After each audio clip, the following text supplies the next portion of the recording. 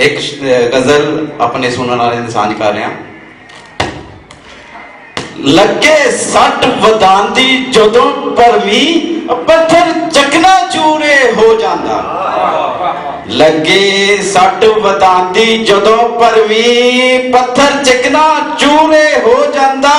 और बिन घेरिया अथरू गिर जांदे बंदा दुखों मजबूरे हो जांदा। लगे सट वधांदी जदों परवी पत्थर चकना चूरे हो जांदा। और बिन घेरिया अथरू गिर जांदे बंदा दुखों मजबूरे हो जांदा। कोई निकी जी गल जा करे जस जदों कोई मगरूरे हो जांदा। जदों डिगे दी नहीं ना कोई बाह फड़दा और कुफर सारा ही दूरे हो जांदा।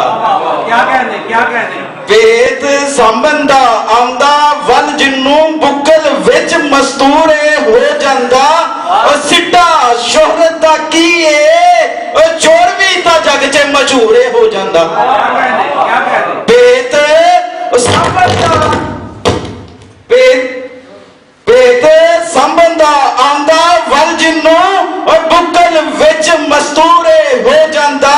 और सिट्टा शोहरत दा की चोर भी ता जग च मशहूरे हो जांदा। ता खा के दिया मुकाटा और पिपा फेर भरपूरे हो जांदा। केरा होंदा केरा ना शुक्रे दा नहीं खोरे और मेरा गुजरे जरूर हो जांदा। ना साकी दा लैके पी लग्या और पानी नाल सरूरे हो जांदा।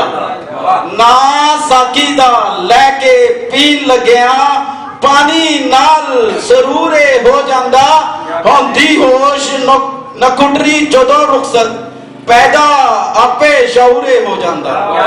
क्या कहने लीकन लगा जे नकूश होंदे और नीरा ही नूरे हो जांदा। और सेक सलिया जांदा नहीं अखियां तो और जदों जलवा वांग तंदूरे हो जांदा।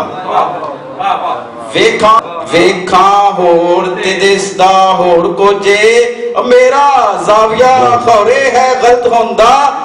अख कच्ची ये ना तनवीर ताइयों अख कच्ची है ना अख कच्ची है ना तनवीर ताइयों और वेखन विच कसूरे हो जांदा।